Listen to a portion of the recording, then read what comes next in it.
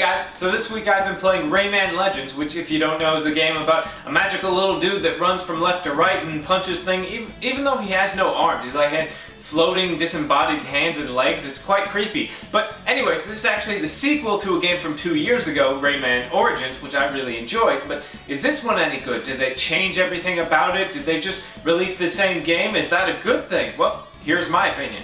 When Rayman Origins was released, I was engrossed by it. I loved its charm and its hand-drawn art. So the idea of a new one coming out seemed like a great idea.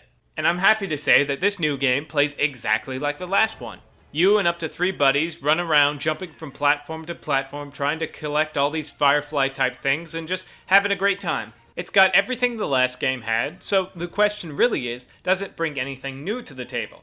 This time around, not only are you trying to collect the Loom Firefly things in every level, but you also have to free all the teensies that are hidden throughout the level. God, that sounds weird when I try and describe it. But anyways, it's not a huge change, but it does change up the dynamic slightly. On top of that, there's also a new playable female character who's like this awesome Viking with an axe. The biggest change to the gameplay is the addition of this little green assistant that follows you around in some of the levels. With the press of a button, he can move platforms, cut ropes for you, and even distract certain enemy types that, you can't get around as easily. It's pretty clear that this was a feature added when this was a Wii U exclusive to make use of the touchpad, but it works really well when you're just pressing a button on the PlayStation 3 controller. Speaking of exclusivity, it seems like they switched this from a Wii U exclusive to a multi-platform game to help it sell well, because even though the last game sold well, it didn't sell great. I think part of that has to do with the fact that Rayman isn't as big of a name as like Mario or Donkey Kong. Hey, maybe if we drum up some controversy for this game, it'll actually sell better. I mean, studies have shown that children who play this violent murder simulator think it's okay to chop off their hands and feet to be more like Rayman.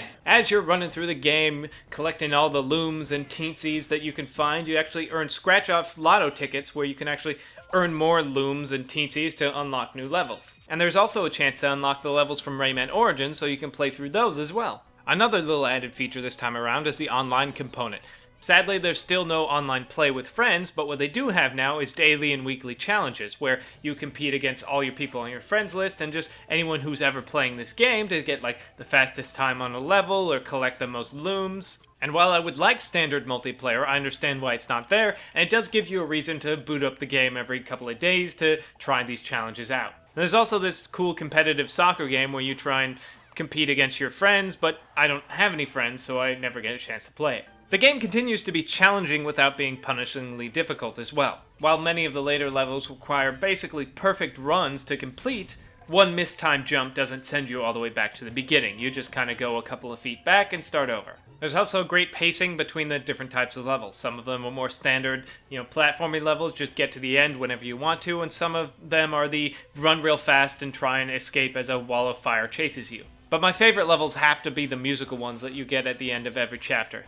I enjoyed the crap out of this game. It's incredibly well balanced and fun. It's difficult without being too hard, unlike Mario or Donkey Kong. It's not like, oh, one death and you start over the whole level. You just go back a few feet, it's fine. I mean, if you're the kind of person who hates games that are incredibly fun and charming and beautiful to look at, then don't get this game. But if you're not, a robot who's dead inside, then please pick this game up, because I can't recommend it enough. Hey, there are starving kids in Africa who don't get a chance to like and favorite this video and share it with all your friends. So you better, mister, otherwise it's straight to bed.